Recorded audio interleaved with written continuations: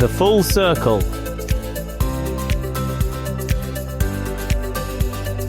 With DC.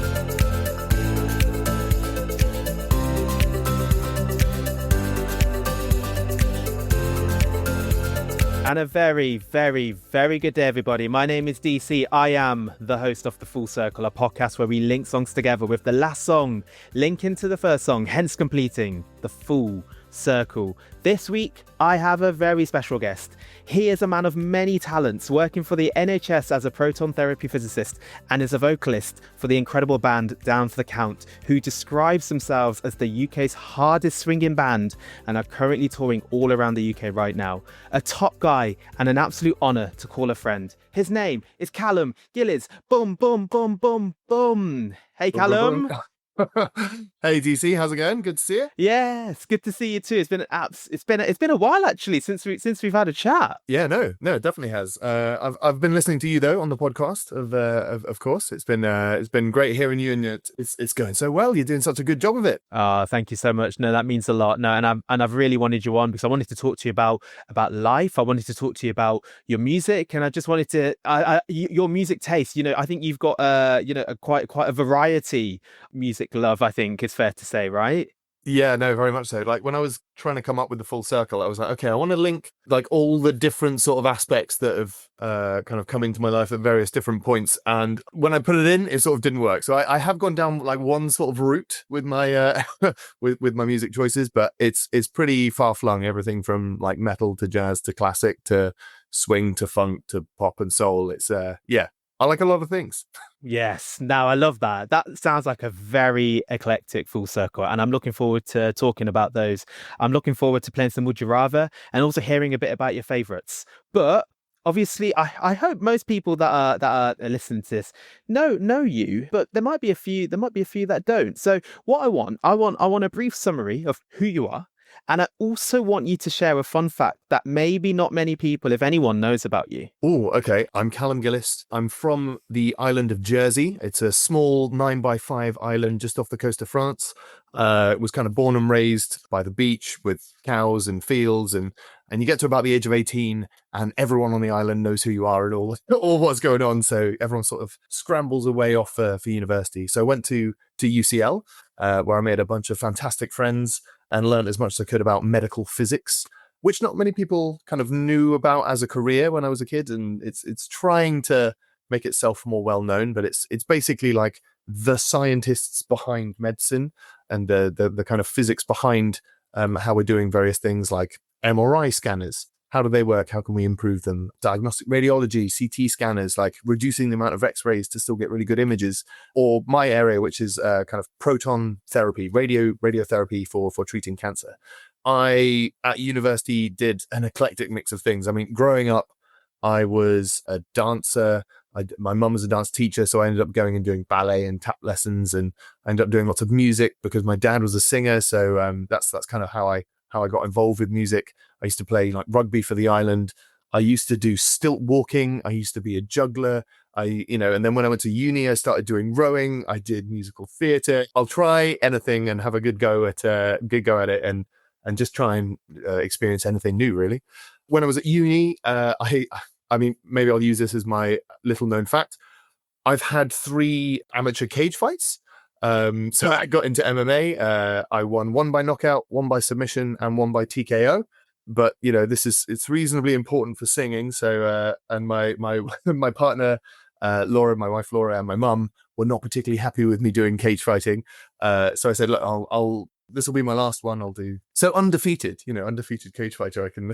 And then music wise, at university, joined the Jazz Society. It was really interesting seeing the difference between Musical Theatre Society and Jazz Society. Musical Theatre Society would be weeks of rehearsals running up to it, all the blocking, all the staging, how we really getting the emotion out of this song. It was a real time commitment and investment. Jazz Society, you kind of go, should we put on a show? What are your favorite songs? Yeah, it'll be all right. Like, let's go through a chart, one run through, put on a show. You kind of get both ends, the ability just to rock up and do something, but also the kind of professional aspect of like polishing something and making it a real good refined product. And to have like both of those angles on it is, I think, been really useful for how I've brought it to the stage as well. It was at uni that I met a guy called Max Fagandini. Shout out, Max. Boom, boom, boom. I've been waiting to do that.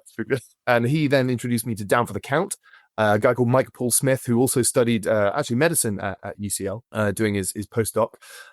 He became a doctor, did a PhD, so a doctor. Sounds like the start of the joke. And then went, you know what, music. I'm going to do music full time. So he now runs Down for the Count as a kind of full time business. And I was lucky enough to be brought along to a few gigs.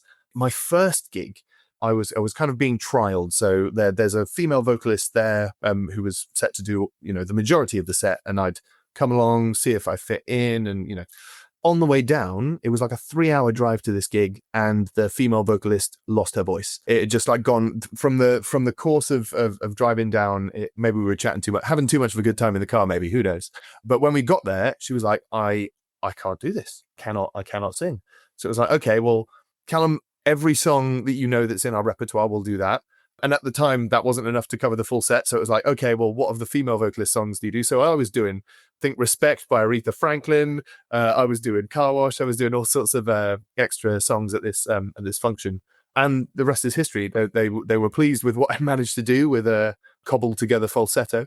And I've been playing with them, and they've just gone from strength to strength. It was started off as a function band, but now it's like a 30-piece orchestra with string sections, full-on horn section, touring up and down the country, and it's a pleasure. When I said you're a man of many talents, I mean, you really, really are a man of many talents. Like, that is not hyperbole. Can we get back to the amateur cage fights? Because so you're undefeated, three cage fights, 3 wins. I mean, come on, if Netflix were to offer you a deal like they do for Jake Paul, would you take it? I made a promise. I am a man of my word. I said to Laura, my wife, I promise this will be the last one. I will do it, and I am done. I loved it. I really enjoyed cage fighting. It was all the pent up rage of being, you know, an adolescent ginger, you know. No, I'm just kidding. But you do all this training and get in real good physical shape, and there's always that little thing at the back of your head, like, am I actually good at this? Can I use this? Like, is it something that I could actually be good at and actually do in real life? And so I needed to answer that question myself. And I knew that Laura kind of didn't want me to do it, but we had a discussion about it, and it was like, I'm not going to do it full time and continue it on as a career, but I need to just know for myself. So I'll do one, and then I promise I'm done. But if it was a Jake Paul type contract, maybe I'd raise the discussion again with Laura, because, you know, that's a lot of money. Yeah. I'm sure she'd probably say yeah to that, probably for the money. Well, yeah, for the cash, we'll see. But I guess it also depends who you'd fight against. Like, let's just say like Laura gave you the green light. I guess you probably wouldn't want to fight, I don't know, Mike Tyson or something. I don't know. I mean, you never want to fight anyone, really, you know. But it's also, you know, I'm an amateur fighter. There is no way I would last any form of amount of time. I'd have to go into like full on training camp and do it for ages. And I trained at university, and it was a pastime, sort of a hobby for me. And whilst undefeated, it was in like an amateur circle. So I'm under no illusions of my grandeur and talents. Fair, but no, it'd be fun to do. And that's why you stick to going on tour with Down for the Count. And you've just done some shows, haven't you? You did some shows over Christmas and some more shows recently, right? Yes. So I did a stint of the shows over Christmas. It's been quite a change. Now I'm a new dad. I've recently become a father. That should probably have been something in my summary. So got a little 1-year-old now. His name is Jasper. He's amazing. He's brilliant. That, alongside a full-time job, alongside spending time, you know, with Laura and the family, it's meant that I've had to like reshuffle things a bit, but I'm still managing to do it. Like, I'm still doing a few gigs this year, going to Jersey and Guernsey. I'm going on tour. We're also doing, you know, a good few weddings, and I'm joining like bits and bobs. It's not quite as much as I was doing, but I joined for a week over the Christmas period, and it was fantastic. It's amazing. And I think I did Middlesbrough, Huddersfield, Liverpool, Manchester. Was it Nottingham? Yeah, Nottingham. So, you know, a good. And you did Coventry. And Coventry, of course. Sorry. I cannot forget Coventry. Apologies. It's always amazing being on tour. You're just like with people who are just loving the music. We rock up, we set everything up. We don't have roadies or anything, so we're the crew as well. We rehearse once we're set up in the venue, go and grab some food, do both shows. we either go to a bar or like back to the Travel Lodge for a few drinks post show just to catch up and chill out, which is always good fun. And then on the road in the morning to get to the next venue. But it's a lovely experience with lovely people, and I think you can really feel that on stage as well. When you watch us, we're just having a good old time. I think, yeah, and the show looks epic, and we'll definitely put a link in the episode description. So if you do, I mean, like you do lots of classics. Do you do originals as well? So we do original arrangements of classics, but yeah, it's all Nat King Cole, Louis Armstrong, Ella Fitzgerald, Frank Sinatra. It's the classic swing era stuff. A lot of the classic arrangements, like I've Got You Under My Skin and Mona Lisa and Nightingale Sang in Berkeley Square, a lot of the classics. We always like in a show to provide a bit of a mix. So like the songs you know and love, the big hits, of course, but then also maybe a couple that you've not heard and a few that are like reimaginings of ones that you know, just in a new style, or making a different use of the strings and horns, and kind of bringing out different aspects of the song as well. So Mike's fantastic at doing that, especially over Christmas. Actually, we do a version of It's Beginning to Look a Lot Like Christmas, but in 7/8 time.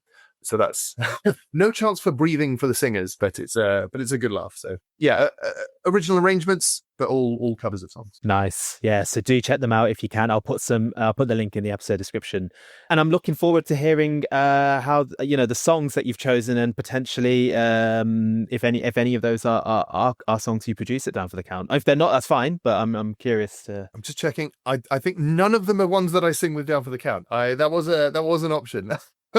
Okay. But it's because I've got such like an eclectic mix. Like when I was at school, the first band I was in was a metal band. I was a drummer. I was also a drummer. That was my first instrument. Black Stallions, we were called, when I was like 13 years old or something. It's absolutely horrendous. Yeah, so I was drummer for that. Then got into more indie stuff, started playing a bit more of that. Then it was more when I went to uni that I got into the jazz sort of side of things. And from that, I've then like evolved into a lot of pop, soul, funk sort of stuff, like feel good music. I tend to be a reasonably positive guy, as you'd expect from somebody who works in proton physics. But I'm so sorry. Like Laura's gonna cringe so much. Yeah, so like, and just like anything that's feel good, anything that just like makes you nod your head, really like snap and appreciate what they're doing with the music is great and just puts a smile on my face. So I started there and then tried to weave around a bit as well. Nice. All right. Well, let's begin. What's the first song that you've chosen for the Full Circle? My first song for the Full Circle is by a band called Tower of Power, and it's called What Is Hip. Tower of Power are this like absolute horn section powerhouse. The horn arrangements are just so tight, so beautiful, and so iconic. You cannot hear a song by Tower of Power and not immediately recognize that it's them. So many other bands have like picked up on their style and picked up on that kind of vibe and used it as the inspiration for their stuff. But they're the real OG of like hard hitting, harmonically delicious horn section music. So it's feel good music. Great song to start off the Full Circle. Tower of Power, What Is Hip, the first song on the Full Circle, and of course there'll be a playlist of that in the episode description. I love hearing the links. I love hearing the connection. How does Tower of Power connect to the second song on the Full Circle? The second song is going to be Soul Bossa Nova by Quincy Jones. A lot of the Tower of Power horn players were players that also played for Quincy Jones's band. They used a lot of the same musicians. They were around in the same sorts of eras. Quincy Jones was drawn directly from the Bay Area horn ecosystem that Tower of Power sort of defined and kind of made their own. So they kind of like shared horn players. A lot of them crossed over into Quincy's band and music. For me, Soul Bossa Nova, most people are going to recognize from like the intro to Austin Powers. But he's brilliant. The arrangements that he does, and he just really gets the best out of the musicians. You know, he puts arrangements together that will put a smile on your face, little cheeky bits in there, like the piccolo in Soul Bossa Nova. It's just all feel good music. So Quincy Jones and Tower of Power sharing horn players, as it should be, getting the best people doing the best stuff. Yeah, no, I'm enjoying the positivity. Soul Bossa Nova, Quincy Jones, the second song on the Full Circle. Right, let's answer some Would You Rather.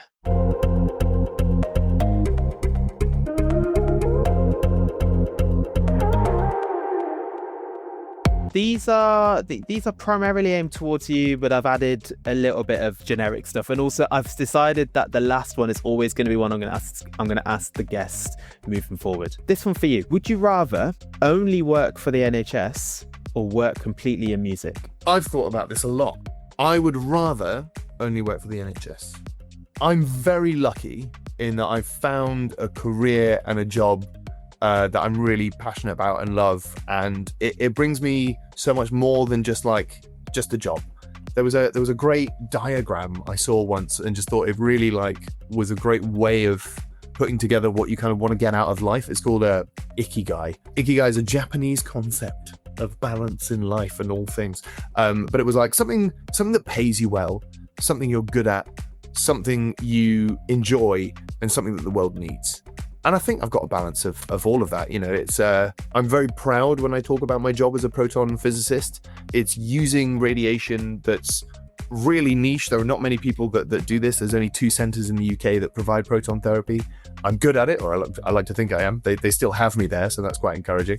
It's the NHS. It's not like I've gone private, but also I've got enough to live and work in London and go and do a few fun things on the side. My parents were both in the music industry. Well, the entertainment industry, sorry. My mum being a dancer, my dad being a singer. And it is amazing. The highs are so high. The rush when you're out on stage and that feeling of being able to perform to everyone, and it's a wonderful thing to get that connection with the audience. There's so much that goes on behind the scenes, and so much that worry and trepidation about when's the next job coming in. Your last show can be your last show. Everything can go wrong in an instant. It's quite risky. It can all go downhill. You can lose your voice. Everything's at risk. And having something that's solid, I can always rely on it. And that's my paycheck sorted. I can always go out and sing. Well, not in the case of this Would You Rather, I guess. But I've always got that as an option. But I kind of feel like if music was my full career and thing, it's I've also always said, if you won the lottery, people are like, oh, would you still go to work? Would you still do your job? Having said what I said, you'd probably think I'd say, yeah, I would. But actually, no. There's so much to do. There's so much in the world to experience. I wouldn't choose to do anything 9 to 5, 5 days a week. There's just so much to experience in the world. The world's an amazing, crazy place. Why choose? Have it all. That's sort of and as you can tell, that's sort of what I've done my entire life with my eclectic mix of hobbies and things to do. So, but would I rather? I'll work for the NHS.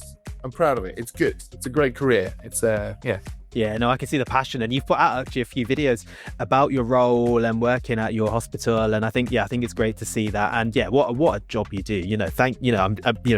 Patients and everyone will be so thankful for what you do, and that's incredible. It's one part of the multidisciplinary team that puts it all together. But I feel good about it. Yeah, and you've not seen it yet, DC. You've got to come down, and I can give you a tour of the department. You can see how it's all put together. I really should. This is a semi-fun fact. I actually do go to that hospital out of hours. I don't want to dox it just in case. But I never see you there. But if I'm there during the day at some point for whatever reason, I'll give you a message and I'll check it out. Yeah, absolutely, man. Come on by. Thank you. This is about music. I just realised when I wrote it, I was like, I need to clarify this. Would you rather perform in front of your friends or perform in front of your family? That's very tricky. Because I think if I'm performing in front of my family, they've seen everything I've done. They know it all already. But there is something really nice. I've done quite a few gigs where my dad's come along and we've sung together. It's a really lovely connection that I have with my dad around the music side of things and the singing. He sends me arrangements that he's had made that I'm now also singing and playing with down for the count. So there's something really special and beautiful in performing and having him in the audience. They're also sort of my harshest critics as well. If I perform something, I always know I'm going to get honest feedback from, they always tell me how it is with the performances. It's what were you doing with your hands? It's oh yeah, what have I done? It's always valuable. I always grow, I always learn, and it's always lovely doing it. So big positives there. But I'm inherently a relentless, insatiable attention seeker as well. And performing for friends is always fantastic. And it's lovely having friends in the audience and, catching a glance and I do it. I unashamedly, I wink at my friends in the audience. But it just makes you have a bit more fun on stage. It really like lifts the vibe of the audience when you get like a bit of a whoop. And so I've also got a reasonably small, direct family. So I've got my mum and my dad and my sister and her partner, my aunt and uncle, and my 2 cousins and my cousin's partner. So, you know, there's 9 of us total. I do have more than 9 friends, I'll have you know. All right, I'm going to go family. I'm going to perform from a family. I love it. Whilst I do love a bigger audience, it's really special performing for my dad and my mum and my sister. It's lovely. I'm going to go family. You know. Oh, that's nice. No, that's sweet. I know, I like your reasoning. You know, you say it, family can be brutally honest, and sometimes that has its pros and cons. Has a friend ever come up to you and said, Callum, I wasn't sure about that? Or if they actually all on the whole been like, nah, that was good? Well, I have been consistently amazing. So, you know, it's a... That's what they say. No, I'm joking. No, I don't think I've ever actually had harsh criticism from a friend.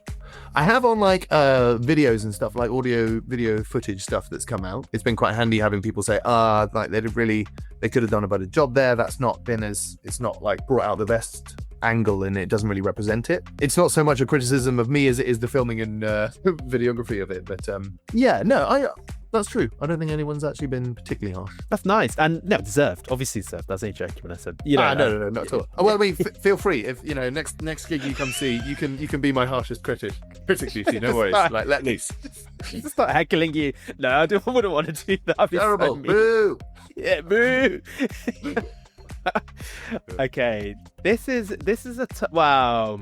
I don't know. I'm going to see what you think before I say anything. Would you rather be able to detect any lie you hear or get away with any lie you tell? Detect any lie. Easy. I think that's an easy one. I don't tell that many lies. I'm a reasonably open book kind of guy. You can tell white lies to try and spare somebody's feeling. I think that's a morally defensible position to take, I guess. Most of the time, there's not that much of a reason to lie. I mean, we've just been saying that like having family as a harsh critic or giving you feedback is actually pretty helpful. And like, you know, going out and going, there's, you know, trousers aren't doing the best for you. You know, you can obviously phrase things in a nice or a criticizing way. But yeah, I think I don't lie all that much, so I don't need to get away with anything really. If you're good at delivering bad news, which, you know, I guess is that's a huge skill in itself, and especially as a doctor, you know, there's a skill to it, a talent to it. So yeah, I don't think I need to lie all that much. Yeah, I want to know what my friends really think. There you go. That's all these criticism left unsaid. Yeah, I was just about to say, I feel like that's, and I think you're absolutely spot on. And you know, there was no, you know, what's the need to lie? And I think actually, I feel like that's the right answer. I think Correct. Would you rather? Yeah. There's not many that I feel like is the right answer, but I think that's one of them. But would you? Okay. So here's a different take then. Would you rather someone always told you the truth even if it hurt, or they did tell you a white lie and it didn't hurt your feelings? I don't know. I'm quite a resilient person when it comes to criticism or that sort of thing. I think I'd take the tough truth, you know. Little white lies, I mean, it depends on what it is. Like there's a rule, isn't there, that if you see somebody and they've got like something on their mouth and they can do something about it in the next 2 minutes, you should tell them. Be like, yeah. You've got something in your mouth. But if it's something they can't do anything about, then don't tell them. So I don't know if, like, you know, you've got a like massive spot in the middle of your forehead. Like, you go, what do I do with that? No, I mean, always makes it worse. It's never a good. Yeah, it's never a good idea. No. Do not pick it. So yeah, I'd take the tough truth. Yeah, people, you never need to lie to me. It's okay. We'll always be friends after. Okay, fine. If any of Callum's friends, if anyone else is hearing this who wants to let out the truth to Callum, please message him, let him know, because he has made it very clear right here. He wants the truth. Good, bad, ugly, whatever. Just share it. Absolutely. Yeah, no, 100%. Go on. People have started texting. What's going on? Yeah. We're not... A slew. Yeah. Oh my goodness. Okay, last one, which I'm going to just start asking everyone because I think this is quite an interesting one. Would you rather listen to one song forever or any song but only one time? For me, it's variety. Yeah. I would hear every song only once.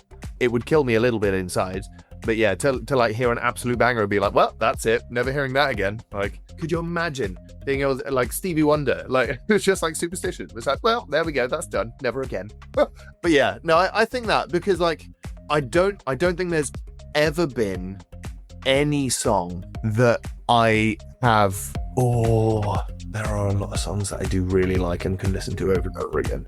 But I would always look out for new stuff. Like I am always like trying to get a bit of a vibe. So yes, I would go all songs once and live a life full of regret, but new adventure and intrigue. And you know, it's new stuff. You can then bring that into what you're doing. And you know, I heard this really cool thing once. It was something like this. I can't really remember. But... And I think you'd savor the moment. So like you heard that song, you just stand there, you just listen to it, and you just be like, wow. And you remember where you were when you heard it as well. That is a really good point. Yes, there are so many things that, you know, songs trigger memories for me as well. I'm actually doing a show with like a trio in Jersey at the end of March. And it's the first time that I'm being billed as like me, Callum Gillies, doing a show, which is going to be great and fun, but the first time. And so I was like, well, what am I going to do? Do I just like put a list of songs and here's the next tune? It's so they're all going to be songs that I have meant something special in my life, or I have a little story behind, and like, this really reminds me of this time when I was, you know, doing such and such. So one of them is going to be I rewrote the lyrics to Nightingale Sang at Berkeley Square, but like made it all about how Laura and I met, and I sang it to her as a surprise on our wedding day. You know, I'm gonna put that in. And my aunt and uncle's 40th wedding anniversary, they threw this like surprise party, and I had no idea, but like halfway through they were like, oh, it'd be nice to have some music. And my dad, being the sort of character he is, was like, oh, Callum will do a song. Callum will go up and do a song. And then I like sang a cappella Let There Be Love. And so, like, you know, just little moments that you can really pin songs to. And you're right, it like makes a map of a life. Little plug there for my Jersey gig as well. It's nice. Seamless. Yeah. Clever. Yeah, very clever.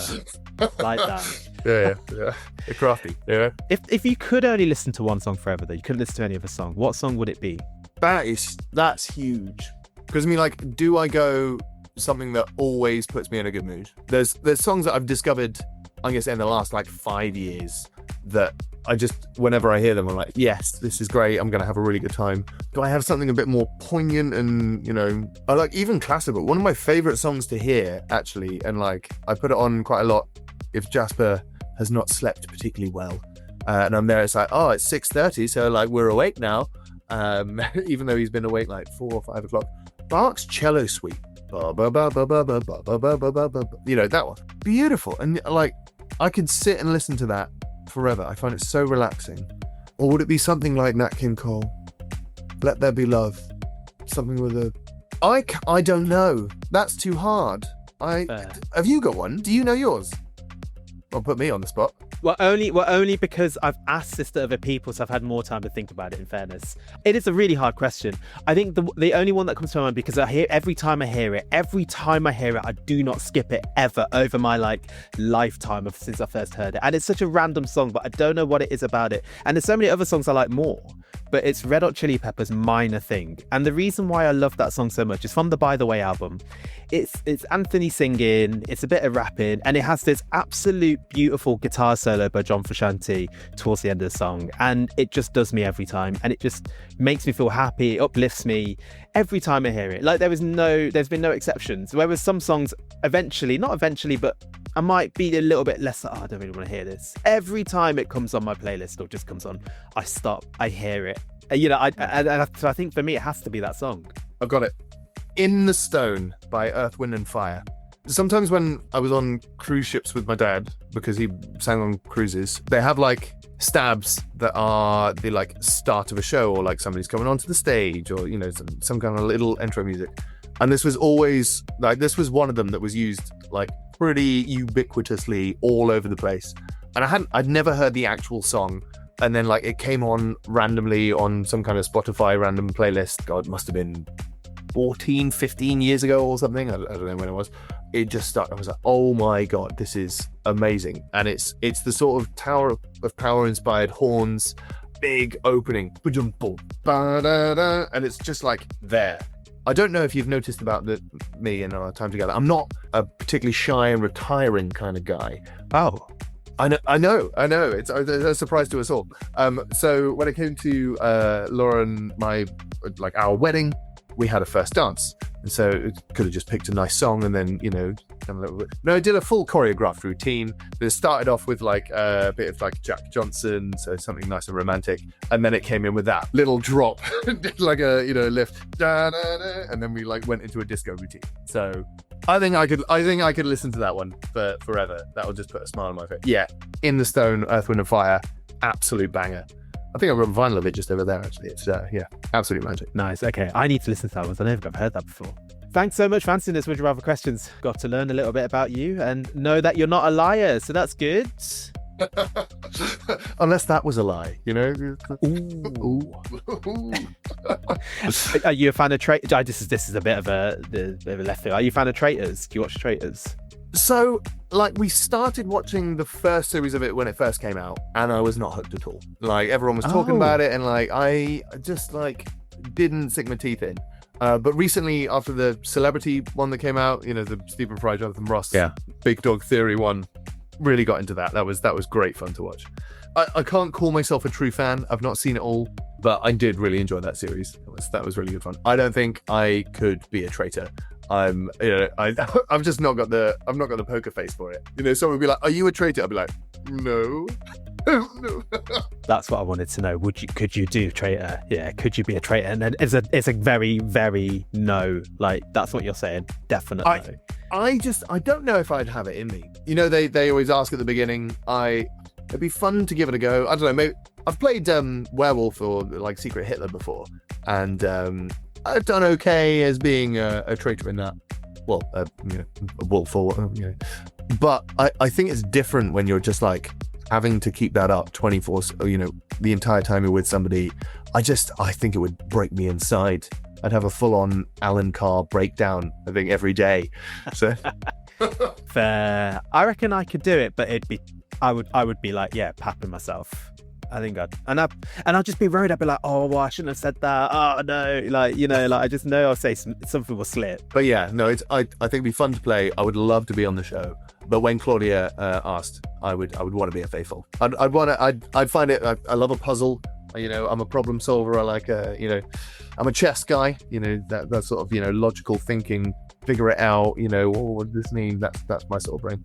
Another string to add to my bow. Junior Island chess champion, Deb. Yeah, don't you forget it. Wow. I know. Fair play. Under 12s. It's been a while. Are you? I was about to say, are you still a chess player? Yeah. Well, you never don't become a chess player. It's always with you. Every now and again, pop up a game with some friends. It's quite nice. It's a gentleman's game. Yeah. Much that, there are a lot. I draw a lot of parallels with MMA. It's Yeah. Yeah, you versus Jake Paul in a chess match. I'm sure that would do well as well. Yeah. So there is such a thing. I don't know if you've heard about it, but chess boxing, which is a sport in itself. I have been to see one match of this, and it is incredible. There are no draws unless it's like a stalemate in the chess. But you do a round of boxing. So I think it's a minute and a half, 2 minutes. Then you take the gloves off, sit down, and then you have a minute or 2 minutes of chess. And then gloves back on, a minute of boxing, and it's the first to knock out or lose the chess on time or checkmate. And it's amazing because the chess quality really goes downhill after someone's taken a few punches to the face. Is that something you'd consider doing? I would love it, but promise no combat sports, no getting punched in the face. It's a tricky one, but that would be great fun. They had the guy who writes the chess puzzles for The Guardian. He was there acting as the commentator for the chess. There was a boxing commentator and a chess commentator. He was like, "Oh my god, he's moved a knight there. A knight on the rim is dim." It was hilarious. It's so the weirdest combination of people, like nerdy chess folk like myself, and then the hardened boxing aficionados, all in the same room. It was wonderful. That actually sounds really fun. I might have a look into this because just for the spectacle, I bet you, it must have been, top class. Oh, it was brilliant. Yeah, it's a great vibe in the room for sure. Yeah, would recommend. Hey, let's go. If you find one, let's go. I'm in. Sold. Yep. Not to watch. Yeah, oh yeah. Yeah. Absolutely, yeah. So, yeah, don't worry, I'm not challenging. It's fine. you never want to fight anyone, DC. It's Yeah. Of course. No. Okay, let's. How does Soul Bossa Nova Quincy Jones link to the third song on the Full Circle? The link is through a guy called Michael McDonald. So Michael McDonald, if you don't know him, he's one of the people who's in everything. He did so many of the backing vocals on so many tracks in the 80s, 70s, 80s sort of time period. And he was the lead singer of the Doobie Brothers. Michael Fallon does an amazing impression of him. And he's got this really iconic voice as well. It's kind of it's like Family Guy have taken the mick out of him as well. But he's an absolute icon. There's an explicit studio credit he's got with Quincy Jones on a song called The Dude. So he's the lead singer for the Doobie Brothers. And the song I'm going to pick from them is What a Fool Believes. It is quintessential yacht rock, which I'd never heard of as a genre. But if you Google yacht rock, What a Fool Believes, Doobie Brothers comes up every time. If you don't recognize the name of it, you will have heard it. It's one of those songs that's a bit everywhere. So yeah, Michael McDonald, the Doobie Brothers, Quincy Jones and him work together on a song called The Dude. What a Fool Believes. Nice.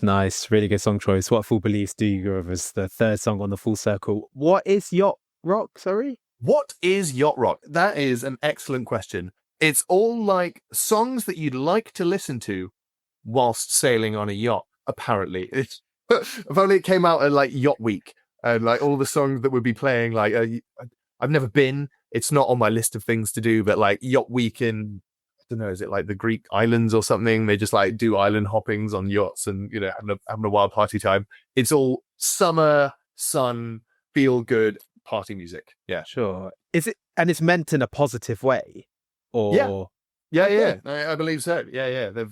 They've also done the way I came across it was what if Before I Forget by Slipknot was yacht rock, and it was one of those AI reimaginings of songs, taking stuff and just doing it in separate styles. But yeah, I was what is yacht rock? Looked at the playlist and was I love yacht rock. Turns out, nice. Just need a yacht. Just short one yacht, just a little one. Yeah, I want a yacht, and really that's not a lot. But yeah, can recommend. Spotify has a good yacht rock playlist as well, and I think What a Fool Believes is track 2 or 3 on there. Nice. No. Oh yeah. Have a listen to that playlist and have a listen to What a Fool Believes, Doogie Brother, the third song on the Full Circle. Right. I want to hear some favourites. Now, you've already said that working for the NHS, and how proud you are of doing that and the joy it brings you. But what's your favourite part? What's your favourite part working for the NHS? The best bit for me, although I'm a physicist, I'm not an everyday physicist. I'm not your standard run-of-the-mill physics sciencey person. We have this stereotype of being a bit more subdued and, like to go back into the back room and do the equations and here's the maths, now leave me be. But I think when it comes to physicists in healthcare, it's kind of we get the extroverts of the physics world and put them all in one place. It's physicists who want to use that, that knowledge, those skills for people. So we're very people focused scientists. So yeah, we're kind of that Venn diagram of people. So one of my favorite bits is the multidisciplinary teams that we work in. I'm having to go, well, this is what the physics means, and this is how it's going to affect this patient's plan. And there will be radiographers on set who are setting these patients up every day and being well, this isn't working this way. When we're positioning them, their shoulders coming up in a way that means that the beam isn't getting to where it needs to go. So how can we work around that? How can we do that? And it's problem solving with different teams and kind of going back to the clinician being well, we have the option of coming in from, a different place or trying something else to make this work. And every decision, you have what you think is the best way of doing it. But it's a job really where you have to interact with all of the different areas of care providers for that patient. And it's a whole team working together to get the best thing for these patients. And because proton therapy is quite new, it's not as kind of commonplace, it's radiotherapy. There are centers up and down the country. There's a lot of established protocols and ways to do things. In protons, there isn't that solid foundation of well, this is how you treat such and such. You really have to think about every single scenario, every situation, and use your backlog of work and experience to kind of go, well, I've seen something like this before, and this is how we have to apply it here. What do you think? It is the teamwork aspect, and I think that's a big thing with the NHS.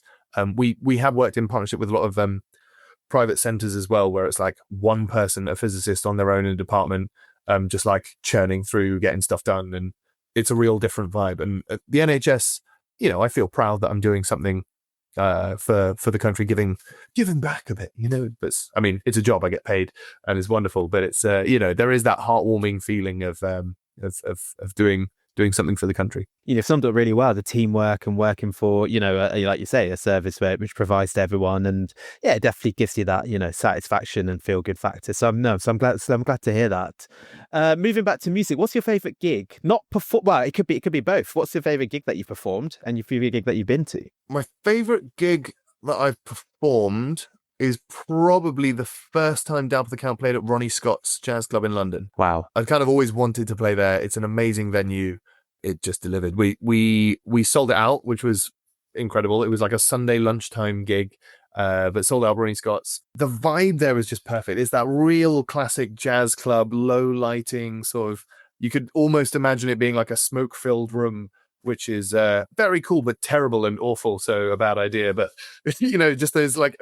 those visions of like what it used to be like in the jazz clubs in back in the day.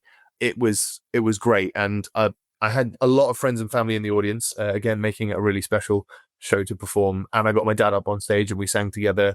So yeah, I think that the first time we sang at Ronnie Scott's has a real place in my memory and my heart. Favorite gig I have seen is quite tricky. I tend to go to reasonably select gigs. Some of the ones that stand out for me are seeing Lake Street Dive for the first time. I don't know if you've heard of them, but they... Currencies chose them as one of their songs. Sorry, I didn't mean to... Yeah. Lake Street Dive. They're fantastic. And the harmonies that they do, like there's 4 of them, but like they're all singing as well. And like, that's actually quite rare these days. It's sort of like the Queen thing of like all of them singing in the, 4 diamond shape. It's not really as commonplace. And having those great harmonies going with like really slick groove finding bass melodies from the bassist. I think, yeah, they were fantastic to see. Kurt Elling, one of my favorite jazz singers, saw him at Ronnie Scott's. That was just a masterclass in vocal technique. Like he was incredible. Cyril Amy as well, saw her. She was brilliant. Oh, Lawrence, of course. Lawrence in Germany was amazing. Saw Stevie Wonder in Hyde Park. He was a bit ill though, so it wasn't the best showing from him. And if he was here, I'd tell him straight to his face. Yeah, it was weird. I'm going to go the best gig I've seen. Wolfpack at the Brixton Academy. They just had such an energy. I absolutely love that band. Seeing them at Brixton. It was a while ago, but I will remember that forever. It was brilliant. Fair. No, lots of great names. And you mentioned earlier that you were part of like a metal band. Do you still like go to metal gigs at all, or have you been to many? Or sadly, no. The closest I get, really, my sister invites me all the time. She's still a bit of a metalhead. She saw 9 Inch Nails, Avenged Sevenfold. She went to see Iron Maiden recently as well when they were doing that tour recently. I would love to, but it defined a time in my life, and I love listening. I was actually listening to my heavy playlist today with a bit of Lamb of God. Like, what a great thing to like plan check to. But I love it. It's got a place in my heart. But whenever I go to the gigs now, it just reminds me of like sweaty mosh pits as a teenager, which were great, and I loved them. I'm not going to do that as much now. The closest I get these days is Tenacious D. I went to see Tenacious D, and that's more rock than metal. They're great. Fantastic. Jack Black is an inspiration. How he gets so many vowels into one letter vowel, I don't know.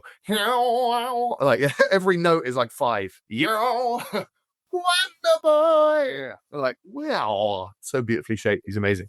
He is amazing. I completely agree. Nice. And a performer, that's a big thing as well. That's such a huge thing. Like you can go and see your favorite singer, but if they stand there and sing songs, may as well be listening to a record. It's the performance aspect too. Oh, for sure. 100%. This is a hard one, or it might be really straightforward. I don't know. But what's been your favorite like life moment or life achievement so far? I mean, the immediate thing that comes to mind pretty easily is the old sun up there. That one's a pretty, quite like that one. It's been amazing. I kind of am always a bit hesitant because people say like, oh, when you have a child, it changes everything, and no one can ever explain to you the things that you feel and the emotions. So I'm not going to say that. It's something that I kind of always wanted a family. I'd always wanted to. I don't know why, but I have just always wanted kids. It's like your own little like. Oh no, I was about to say your own little experiment, but that sounds terrible, doesn't it? No. But like you get to see them grow, you get to like go, oh well, trying to teach them things, and like, oh well, if I give you this like little bucket, and he like immediately puts things in, you're like, oh my god, a genius! Like what a child. There's just this huge swell of pride that you feel with it, and I am now that person that's like, oh hey, how have you been? Yeah, great to see you. Here are some photos of my child. Behold him, isn't he great and wonderful? I think that's the most like key life changing moment for me at the minute.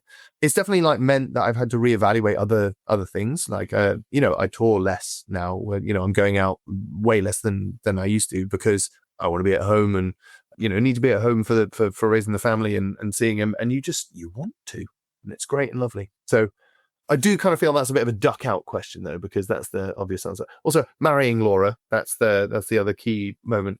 But again, that's a classic. I'm going to say the life-changing turning point was at primary school. I had a bit of a tough time with the old, hair color growing up. It was not great for a very long time. And then from, specific people. And there was just a point where it had been going on for like close to a year. I used to get like beat up and kicked on the floor, and like it was really not That's good. horrible. Parents have been called in, and it was like, well, he's just got to come find a teacher when that happens. But they'd like block off where my exits, and like there were 3 of them, so they'd like chase me, and like I wouldn't be able to get away, and yeah, it was horrible. But then one day they were bullying my mate, and I was like, hey, stop that, that's not very nice. What are you going to do about it? I was like, just stop it. And he threw a punch, and I went, oh, and clocked him. And it shouldn't be one of the greatest feelings of my life, but it definitely was. Parents got called in afterwards, and they were like, now we don't condone retaliation at this school. You shouldn't be hitting back, but in this case, let's just call it quits, shall we? And I think that was a real poignant moment in my life, because I'd always been a bit of a little, I was a delicate flower. I was soft and gentle, and there was a circumstance in which I needed to be able to stand up for myself and just, plant my feet. And I think that taught me that lesson, and to really just advocate for myself and stand up and just be like, bear the consequences, but I'm going to stand here, and this isn't right. Stand up for what I believe, and punch that child in the face. No, I think, but yeah, I think that really like spun my life, because I was a bit of a shy. I think that really gave me like confidence to be like, yeah, I can. Yes, I can. Fair. No, completely fair. Wow. I need to be careful. I don't want to be condoning violence, but at the same time, if I was in your situation, I think I would have the same emotions and same feelings. At first, I just want to say I'm so sorry about what happened during your time there, but I'm glad that you were able to rise to through it and get through it, and yeah, you did what anyone would have done at that age, and I think it was I don't want to say it was deserved, but it probably was. Do you know what I mean? Well, maybe I'm it's a distant memory, long time ago, bygones and bygones, and I think it's put me in good stead in the long run. If I could go back, I wouldn't change it, because it wouldn't be who I am today. Yeah, exactly. And I've got a very special guest now. The person you have put. No, I'm joking. No, I'm joking. No, I was just like, oh my god, like this is your life. Yeah. Oh my goodness. No, this isn't a daddy podcast or a father podcast, but so that sounded a bit weird. But what, is there one thing about fatherhood which really surprised you, or has surprised you? Because part of me was sort of expecting to be like, oh, I love this guy, he's amazing, big fan, would recommend 10 out of 10. So I guess that wasn't surprising that I like him, that I love the boy. I mean, there's lots of things that we kind of did those antenatal class things. Shout out to Happy Parent, Happy Baby. Boom, boom, boom. So they were kind of going like, yep, the first bowel movement is going to be pretty pretty zesty. Be wary of that. So you try and prepare yourself for everything. It's black. It's black and like Marmite. It's unbelievable. Yeah, crazy. Sorry to anyone talking into the Marmite. Oh yeah, sorry. Yeah, I mean, Big and Parent, you love it or you hate it. It's biggest surprise. The cost of childcare. No, terrible. That's a tricky one. I think because you try and prepare yourself as best you can. So like you try and gather up all this information and go through it. And you do have this swathe of feelings but yeah, I was expecting that. I was that's what I thought it was going to be. You know what has been surprising? Walking around like as a dad with Jasper in the pram. It was surprising how much you get like just like little nods and smiles and looks and as you're going past. I was walking back home with Jasper from nursery and somebody walked past and went, "Cherub. What a little cherub." I was like, oh, thank you. Gorgeous. So yeah, I don't know. I think the people's interactions with him has been surprising. I think that's been, yeah, I didn't expect that. Oh, that sounds lovely. Yeah, I mean, that sounds absolutely lovely. Okay.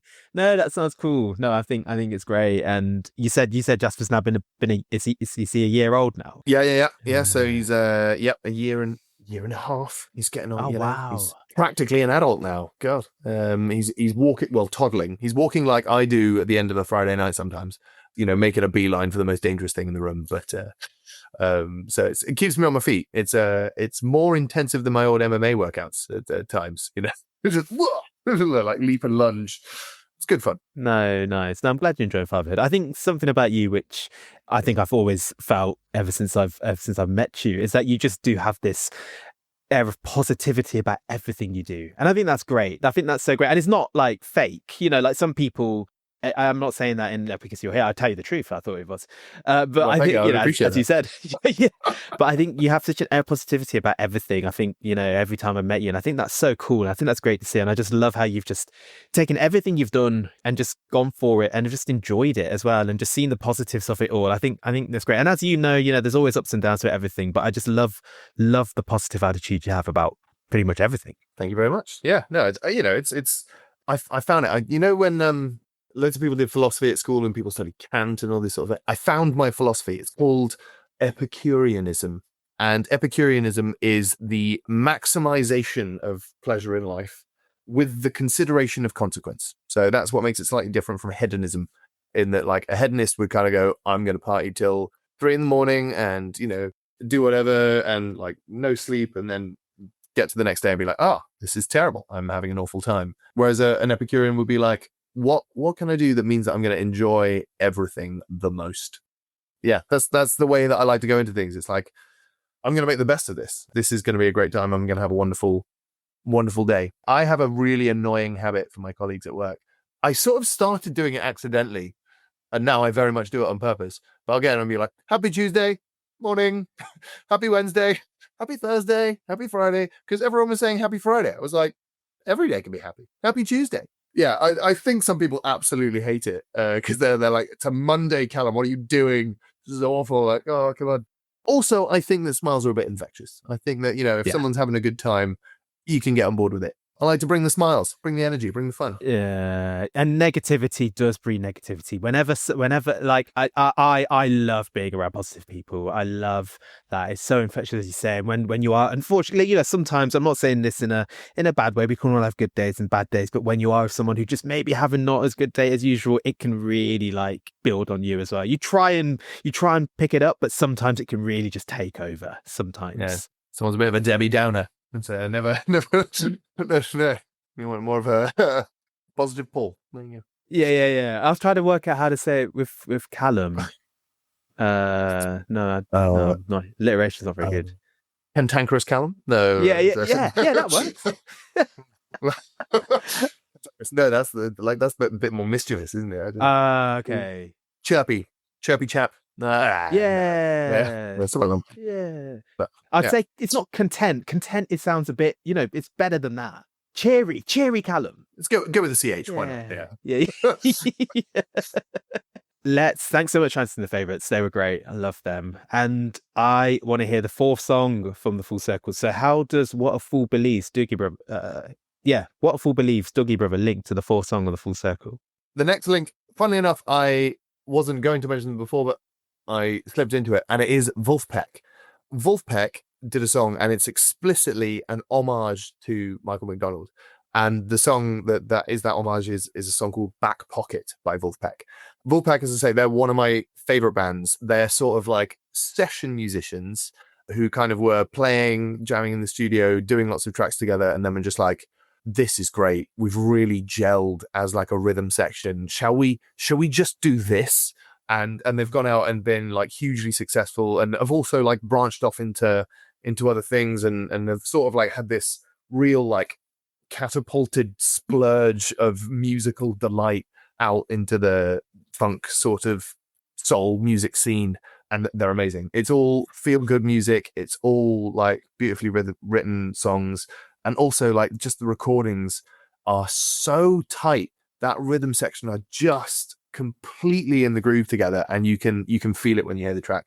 So Wolfpack, one of my favorite bands, playing Back Pocket, an homage to Michael McDonald. Nice. Yeah. Great song. Wolfpack, Back Pocket. And we have one more song to go, and we're going to complete the full circle. But before that, I want to do a BuzzFeed quiz.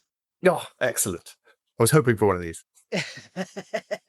Now, we all know how accurate BuzzFeed is. And they I think they're really going for it here. If they get it right, fair play. Choose 5 songs and we'll guess your age with 91% accuracy. Okay. 91, that's a very specific measure of accuracy as well. That's okay. All right. Yeah.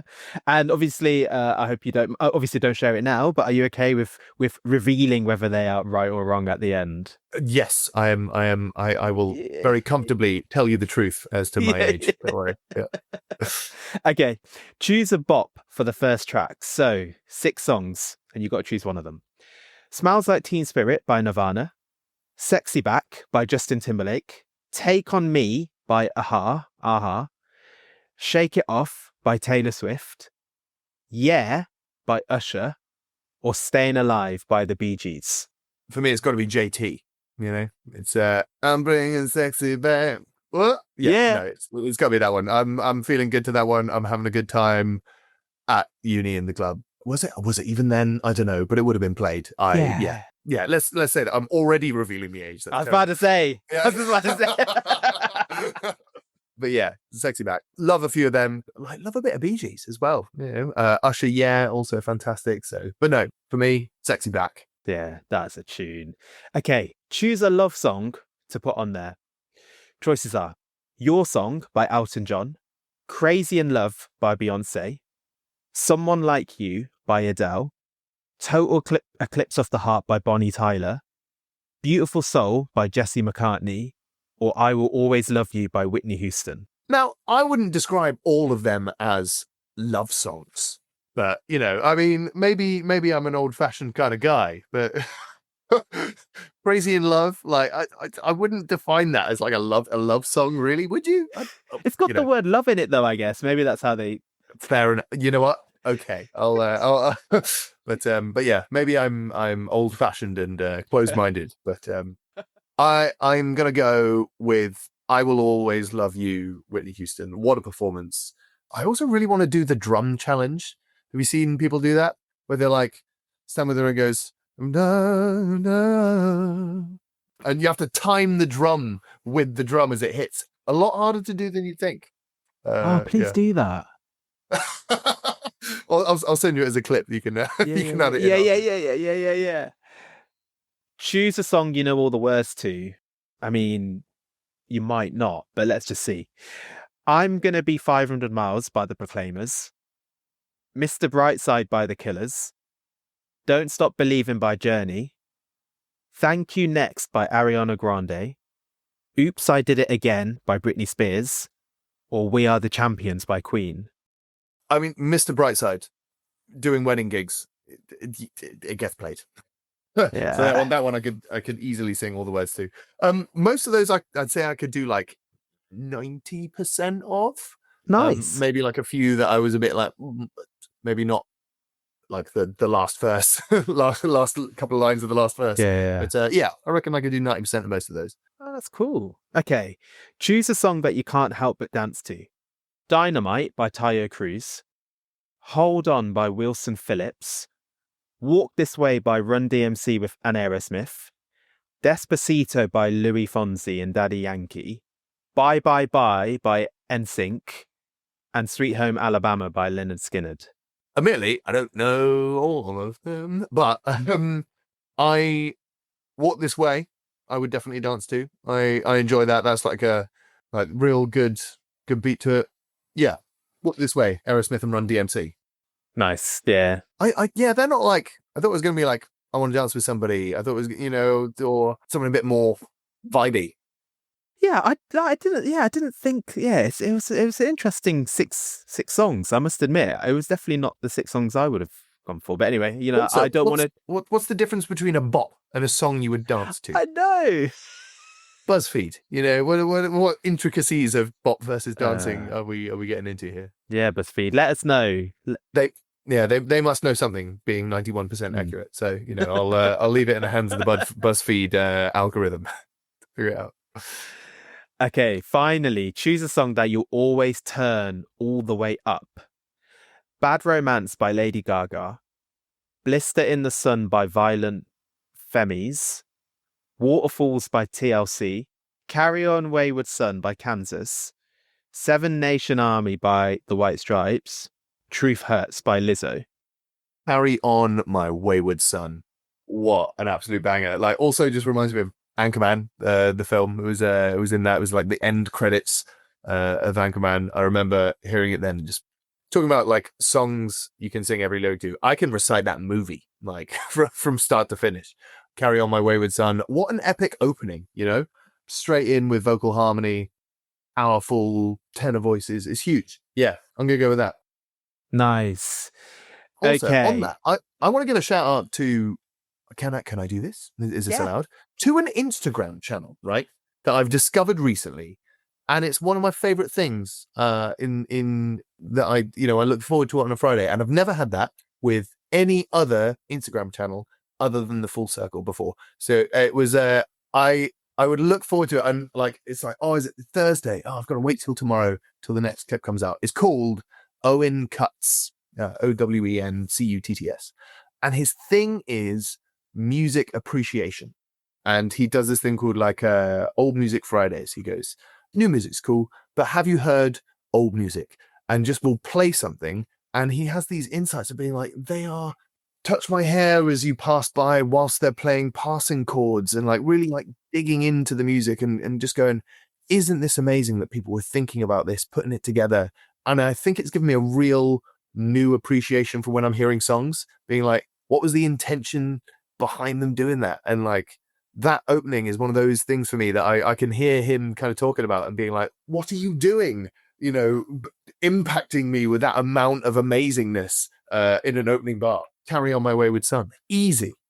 Sorry, you weren't expecting to go so deep on a BuzzFeed quiz there, were you? Apologies. I wasn't, but you've really got me. You've really got me intrigued. Yeah, have to check it out afterwards. Let me know if you like it. Yeah, for sure. Okay, now I'll tell you what they've said, and then I'll tell you the number. A lot of these 2000 songs hit you right in the nostalgia gut. You definitely remember that time when Hey Soul Sister was the only thing playing on the radio. They have said 31. 31. I tell you what, that is not bad. It's better than my Spotify Wrapped age. I'll tell you how old I am first. I am 34 years old. Yeah, I'm going to be 35 this year. So that's not bad, That's pretty, yeah. Is that 91% of 35? Well yeah. It's not far off. Yeah, that's pretty good. My Spotify Wrapped age, I think, was biased by me learning songs for Down for the Count things. My Spotify Wrapped age was 83, which I don't think really did me all that much justice. But, it's gotta love the classics, 83. That is... A lot of Sammy Davis Jr., a lot of Nat King Cole, a lot of classic jazz. No, fair. Looking forward to celebrating your 84th birthday this year. But yeah, fair play. You did that. BuzzFeed were pretty accurate. I would say if it's like within like 3 or 4 years, I think you can like say that's almost accurate. So Yeah, no, absolutely. yeah, I'm impressed they got to the nearest 5. That's pretty good. yeah, fair play. Good old BuzzFeed. You criticized them, but they obviously know what they were doing. Well, yeah, absolutely. Never again shall I doubt the powerful algorithm of BuzzFeed. Exactly. All right, let's wrap things up. How does Vulpec Back Pocket link to the last song on the Full Circle? So the next one has a reasonably tongue-in-cheek name. I don't know if you're going to have to bleep this one out, but Wolfpack Back Pocket links to a favorite band of mine called Tom Maguire and the Brass Holes. Now, Tom Maguire and the Brass Holes are a Glasgow-based band. They're not hugely well known. I think their most famous song is the one that I'm kind of going to link to, but they did a song called Ric Flair. And I don't know if do you know the wrestler? Yeah, and it's all about him. It's about walking out to Zarathustra, walking on to Thus Spoke Zarathustra, pulling it off in alligator shoes, y'all. Better beware, it's a jungle in there. Ladies and gentlemen, please welcome to the ring, Mr. Ric Flair.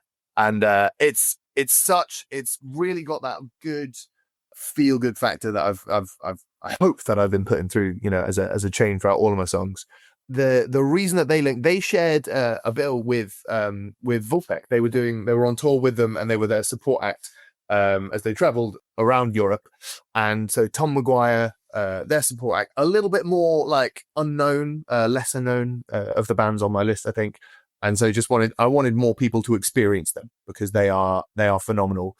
And I love them. And also, Tom Maguire himself signed my Bear Gluteus Maximus at a gig that I went to see of theirs, which actually is pretty up there for one of the best gigs I've ever seen as well. So much energy, like infectious enthusiasm, great crowd work. I mean, sometimes a little bit difficult to understand with the thick Glaswegian accent, but worth it in a hot. It's the closest I get to a metal gig in the hot, sweaty room sort of vibe of things. No, Tom Maguire and the Brass Holes, Ric Flair. Nice. We don't need to bleep it. We don't need to bleep it, just to add. But yeah, Tom Maguire and the Brass Holes, Ric Flair, the last song of the Full Circle. And how does that link to the first song on the Full Circle? So the reason that I like them so much, I think, is because they took direct influence, and like the thing that they put their band together was basing their horn section off of the Tower of Power horn section that was song number 1. Like, you can hear it, the parallels between them, and they've like openly in interview said, like, we're going for that Tower of Power tight horn section feel, and they really achieve it. You can hear all the parallels between them. It's a unique, iconic sound. You can hear the parallels between them. So that's their link. They've kind of gone with that.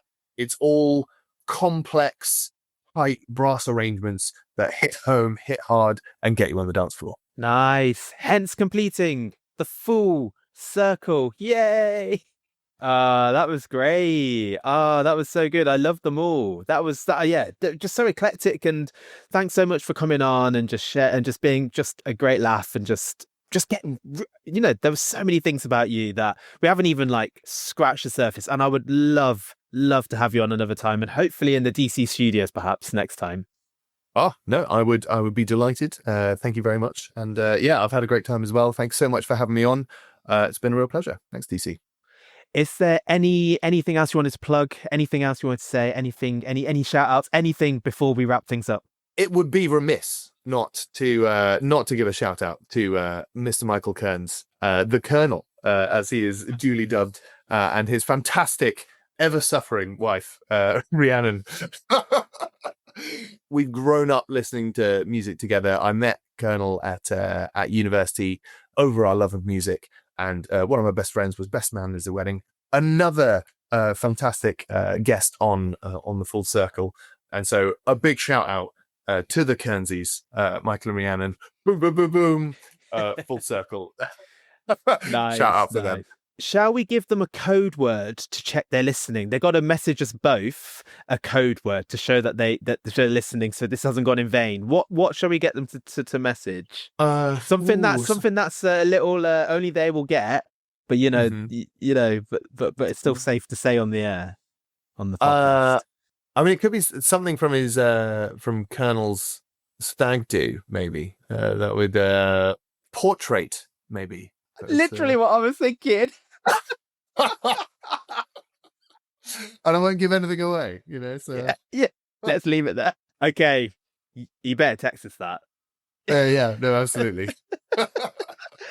Oh my goodness, loved it. No, it's been an absolute honor to have you on the show. Thank you so much. Now, I always end the show this way.